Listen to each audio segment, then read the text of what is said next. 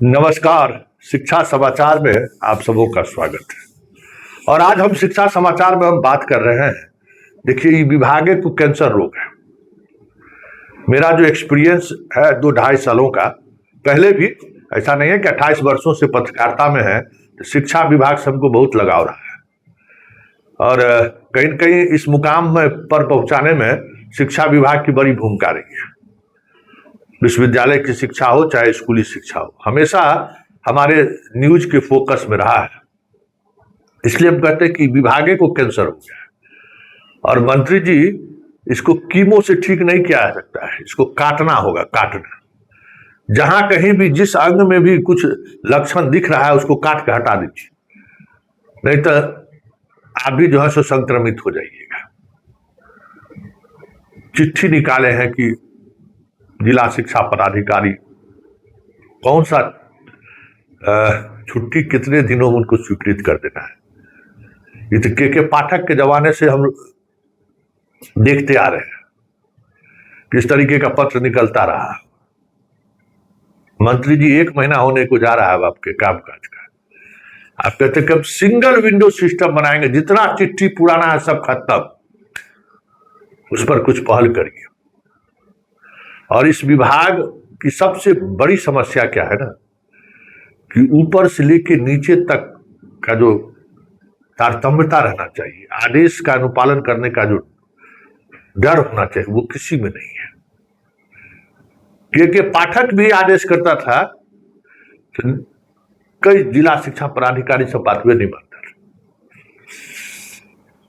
ये अपने आप को जो है ना स्वयं भी विभाग समझता है, स्वयं को, मतलब हम ही जो है सो हैं, बाकी कोई कुछ नहीं है। इस बात को समझा जाए। मंत्री जी 2-3 बात जो मुझे लगा कि जो काम आप कर रहे हैं उसमें 2-3 बातें जो मेरा अनुभव है, बहुत सारे अनुभवी लोग आपके साथ हैं, मेरा कुछ अनुभव है जो हम आपसे शेयर करना चाहते हैं। एक तो जो आपका राज्य सचिवालय है वो और प्रखंड तक की जो कड़ी है ना, उस कड़ी के बीच तारतम्य नहीं है। जबकि आपका विभाग, हाँ, शिक्षकों की संख्या भले जितनी हो, पदाधिकारियों की संख्या उतनी नहीं है जितने अन्य विभागों में। प्रखंड शिक्षा पदाधिकारी आपका अंतिम कड़ी है, और फिर जिला में आपके अनुमंडल जिला में आपके पदाधिकारी है, फिर स्टेट में कंट्रोल किया जा सकता है। और सीधा संवाद आप करिए प्रखंड शिक्षा पदाधिकारी से। प्रखंड शिक्षा पदाधिकारी को मजबूत कीजिए। प्रखंड शिक्षा पदाधिकारी मजबूत होंगे तो आपकी बहुत सारी समस्याओं का समाधान निकल जाएगा। प्रखंड शिक्षा पदाधिकारी को औकात जो है ना 2-4-5 हजार रुपया घूस लेने का है, बहुत लेने का। लेकिन प्रखंड शिक्षा पदाधिकारी का शिक्षकों से रिश्ता भी बहुत बढ़िया रहता है। एक प्रखंड में 70-80-100 स्कूल है, उससे ज्यादा स्कूल थोड़ी है।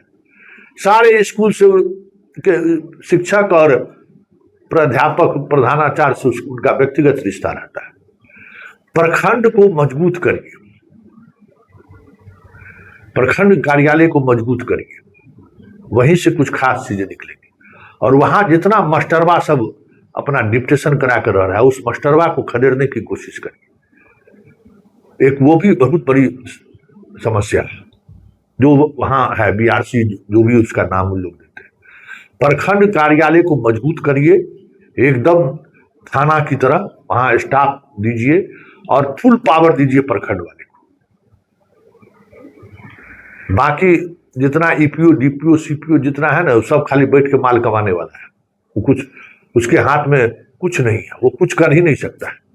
आप जो पटना में बैठ के ट्रांसफर कर रहे हैं ना, वो ट्रांसफर आप प्रखंड शिक्षा पदाधिकारी को जिम्मेवार बनाइए कि एक भी स्कूल में इस तरीके से हम चाहते हैं आप करके बना के भेजिए।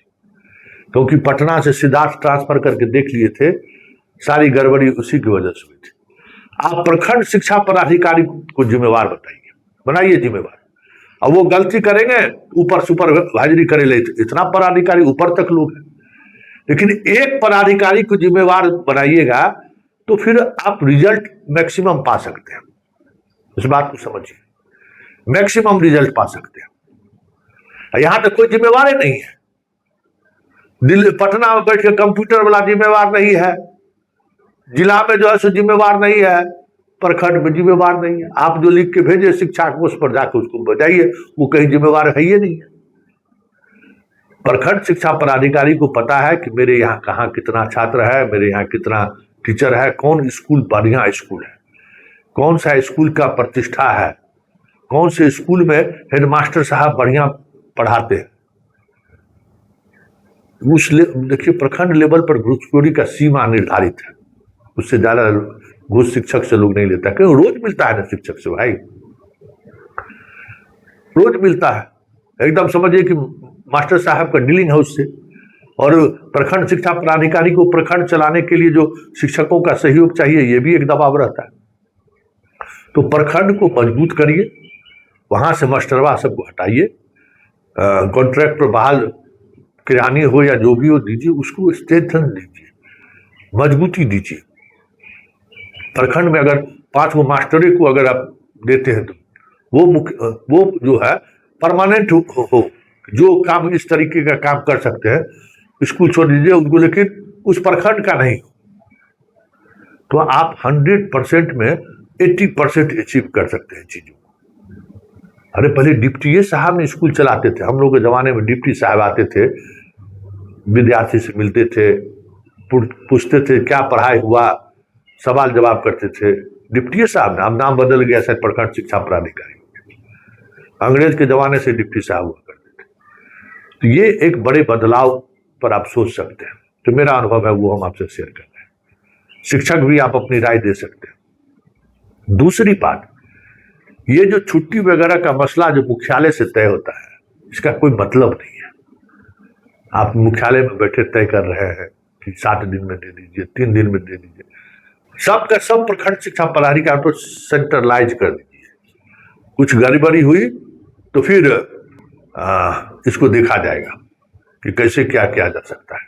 ये बहुत जरूरी है, क्योंकि बगैर इसके बहुत कुछ बदलाव की बात नहीं की जा सकती है। एक और बात, सबसे महत्वपूर्ण बात है, जिस पर गौर करने वाली बात है, कि आप जितने भी आपकी योजनाएं, जो आप सुधार चाहते हैं, सब में क्या है, वही है, लास्ट आपका वही है जो इंप्लीमेंट करता है।